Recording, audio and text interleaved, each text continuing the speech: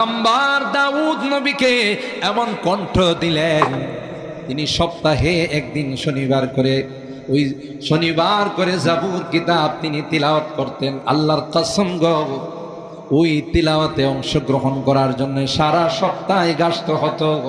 একজন আরেকজনকে বলতো, জঙ্গলের পশু একজন আরেকজনকে বলতো, দোস্ত শনিবারের কথা মনে আছে কিনা? সুবহানাল্লাহ বলেন। এ দোস্ত, শনিবারে কিন্তু আল্লাহর পয়গম্বর আসমানি কিতাব তিলাওয়াত করবে। দোস্ত মনে রাখো রে, পয়গম্বরের তিলাওয়াত শোনার জন্য যাইতে হবে।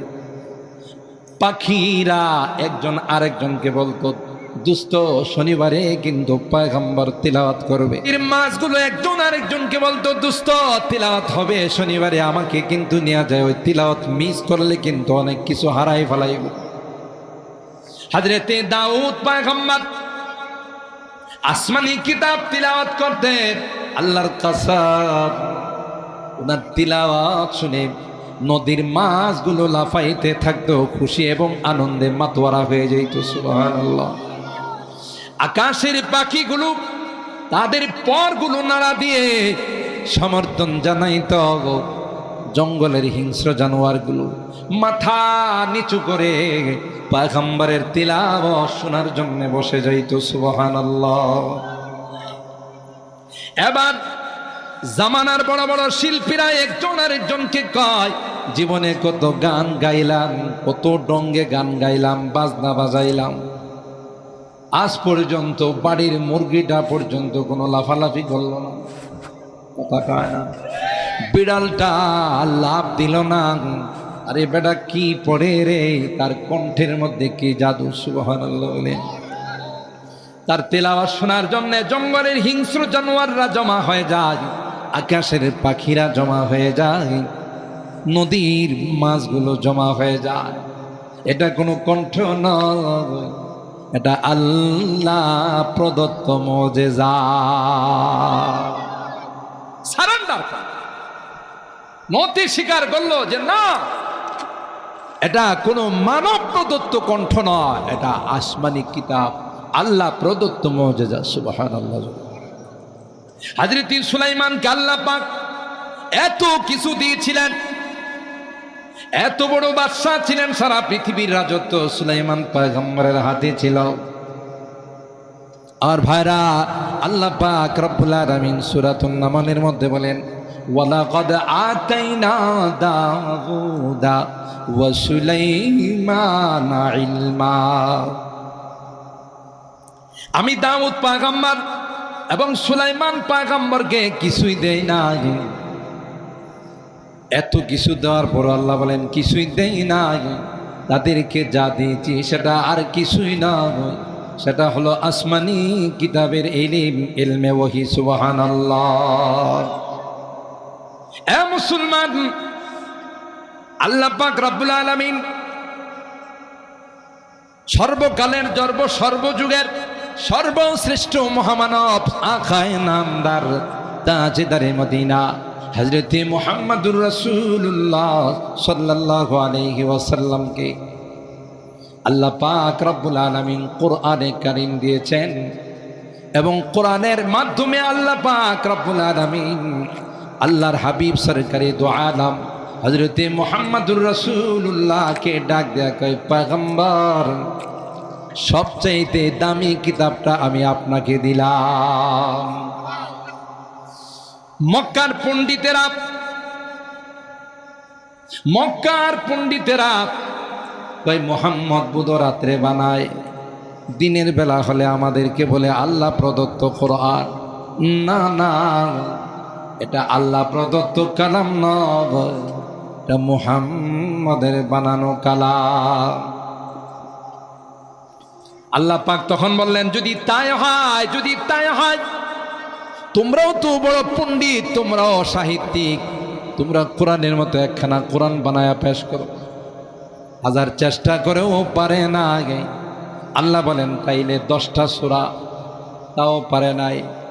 শেষ পর্যন্ত আল্লাহ পাক বললেন, ওয়া ইন কুনতুম ফি রাইবিন মিম্মা নাযালনা আলা আবদিনা ফাআতু বিসূরাতিম মিন মিসলি ওয়াদউ শুহাদাআকুম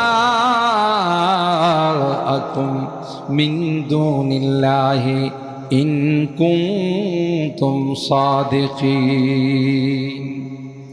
যাও, তোমাদের জন্য ছোট করে দিলাম কোরআনের সবচাইতে ছোট সূরা সূরাতুল কাউসার, 3 আয়াত বিশিষ্ট সূরা। যদি এটা মুহাম্মাদের বানানো কালাম হয় তাইলে তোমরাও তো পারবা। এরকম ছোট্ট একটি সূরা বানায়া তোমরা পেশ করে দাও। সবাইকে নিয়ে বসলাম, অনেক চেষ্টা করলো, শেষ পর্যন্ত সারেন্ডার হলো। তারা নতি স্বীকার করে বলল, ইন্না আ'তাইনাকাল কাউসার লাইসা হাযা কালামুল বাশার। না না না, এটা কোনো মানুষের কথা হতে পারে না। হাজার চেষ্টা করলাম, একটা আয়াতও বানাইতে পারলাম না।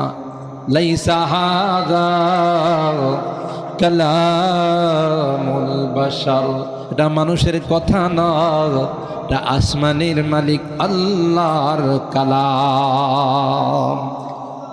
আল্লাহ পাক পয়গম্বরকে বলেন, পয়গম্বর আপনার জুবানে মুবারক দ্বীপ পৃথিবীর মানুষকে জানিয়ে দেন, খায়রুকুম মান তাআল্লামাল কুরআনা ওয়া আল্লামা, যারা কোরআন পড়ে এবং কোরআন পড়ায়, এই কোরআনের সাথে যারা সম্পর্ক রাখে, কোরআনের পাখিদেরকে যারা ভালোবাসে গো, আপনি জানিয়ে দেন এরাই হলো পৃথিবীর সবচাইতে শ্রেষ্ঠ সন্তান।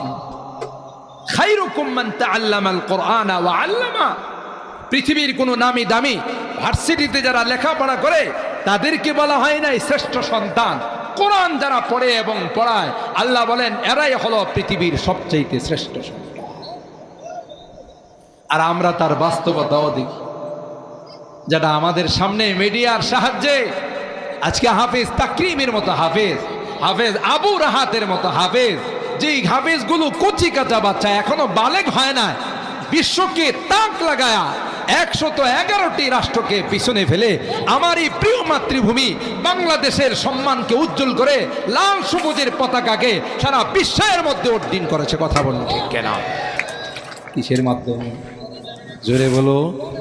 ক্রিকেটের মাধ্যমে নয়, ফুটবলের মাধ্যমে নয়, অন্য কিছুর মাধ্যমে নয়, পৃথিবীর সবচেয়ে দামি গ্রন্থ আল কোরআনের মাধ্যমে বাংলাদেশের সুনাম পৃথিবীর এমন কোন রাষ্ট্র নাই বাংলাদেশকে চিনে না। কি দিয়ে চিনে? কোরআনের মাধ্যমে চিনে। কথা বলুন ঠিক কিনা? এই সম্মান আমাদের কপাল, আমাদেরকে তো কোনো রাষ্ট্র গণ্যই করে না। কিন্তু আজকে যখন বিশ্ব কম্পিটিশনের মধ্যে প্রতিযোগিতায় যখন বিশ্বের অন্যান্য হাফেজরা আসে, আয়সা দেখে বাংলাদেশি কোনো ছাত্র আছে কিনা, সুবহানাল্লাহ বলে, কেমন আতঙ্ক কাজ করে। যেমন ফুটবল খেলার মধ্যে যদি কয়েকটা রাষ্ট্রের নাম শুনে অন্যান্য ফুটবলারদের কামড় শুরু হয়, কথা কয় না? আপনাদের তো এগুলো নিয়ে বিশাল বিশাল পতাকা বানান। ঠিক তদ্রুপ কোরআনের জগতে যখন বাংলাদেশের কোরআনের পাখিদের কথা অন্যান্য রাষ্ট্রের কোরআনের পাখিরা শুনে সারেন্ডার করে, যে সিরিয়াল পাওয়ার আর আশা নাই, যেহেতু রয়্যাল বেঙ্গল টাইগার এখানে চলে আসে। ঠিক কিনা বলেন?